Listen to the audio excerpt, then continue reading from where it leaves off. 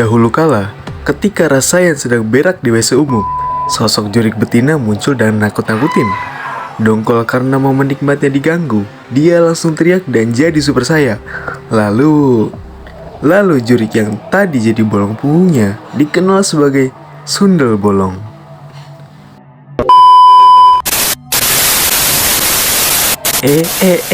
Bukan.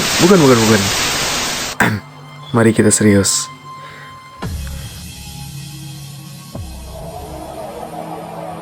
Sundel bolong konon berasal dari kata sundal atau perempuan nakal, dan bolong karena punggungnya bolong. Yang orang-orang dengar secara turun-temurun, dulu ada seorang perempuan cantik yang merupakan kembang desa. Suatu malam, ia berjalan sendirian. Nahas, perempuan malang ini dicegat oleh para preman untuk dilecehkan. Setelah demikian, ia dihabisi setelahnya. Perempuan ini konon jadi jurik dengan benih yang sudah jadi bayi di dalam perutnya. Versi lain yang lebih terkenal di wilayah Jawa, sundel bolong ini konon berasal dari perempuan yang meninggal karena gangguan santet. Tepatnya, perempuan hamil yang kemudian diguna-guna. Sebab guna-guna ini, organ dalam yang menampung bayinya ini terbalik jadi ke belakang, lalu kemudian... Kalau kalian udah nonton video yang ini, kalian pasti tahu siapa jurik yang jadi pelakunya. Ya, memang sadis. Bang, kok mirip kayak kuntilanak ya? Sama-sama perempuan mati beranak. Ya, memang mirip-mirip.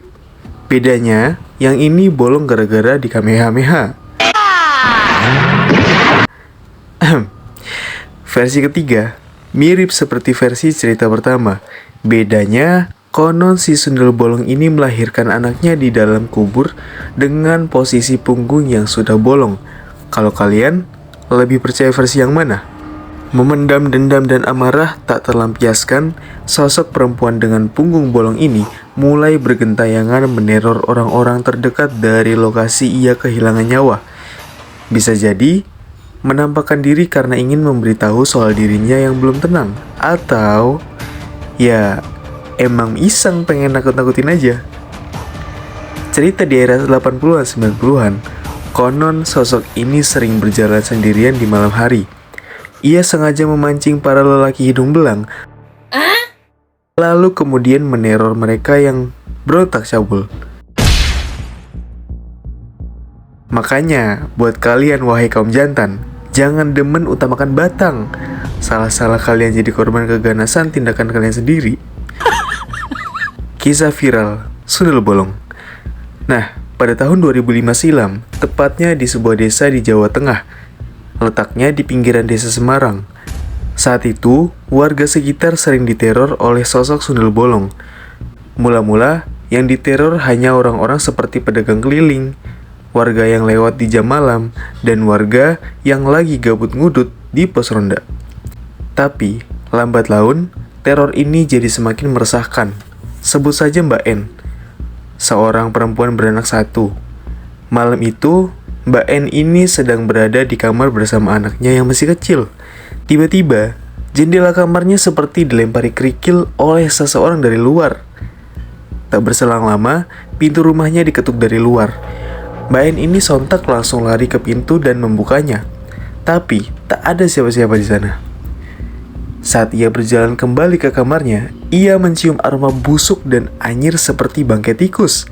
Setibanya di kamar, anaknya sudah tidak ada. Jendela kamar pun terbuka. Nah, iya juga ya. Kalau jendelanya kebuka, pasti ngiranya orang.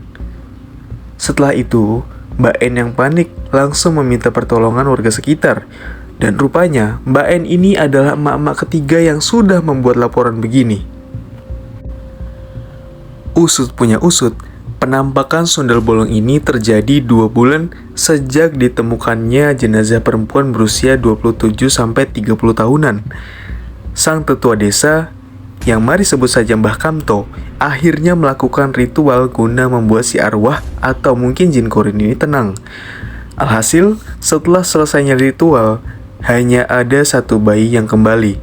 Dan nahasnya, bukan bayi Mbak N tadi, tapi Setelah ritual tadi dilakukan, si sundel bolong ini sudah tak pernah menampakkan dirinya lagi. Quotes Kamis malam ini, jaga dan lindungilah hal yang kita miliki, tapi jangan melebihi cinta kita kepada Sang Pencipta. Jika cinta kita kepada Sang Pencipta masih kecil, maka besarkanlah. Saya Villa, semoga harimu menyenangkan.